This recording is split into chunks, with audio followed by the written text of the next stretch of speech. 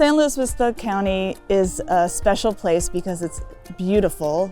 We have mountains, we have the beach, we have lots of different microclimates. So in our area here in Arroyo Grande, we get a lot of coastal influence, so we grow really wonderful strawberries, and we can grow all season long. In the North County, they have really hot summers, and they can grow a lot of stone fruit and of course the wine grapes. It's not only a beautiful place to live, but the food year-round is incredible here. You can always find fresh fruits and vegetables that are local. The main sustainable element to us is that we don't ship anything. We don't drive our products anywhere. We grow it here, we harvest it here, and we sell it here.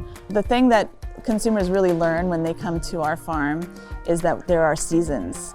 We don't have tomatoes in December. We don't have corn in February. When we have, for instance, the U-pick operation, we say, okay, well, now's the season for the strawberry U-pick, and everybody gets excited and comes to pick strawberries. The raspberry U-pick is not going to be until September because it's a different season. And so I think that's the biggest surprise that people have, is realizing that there's a season for a lot of these crops that we really take for granted.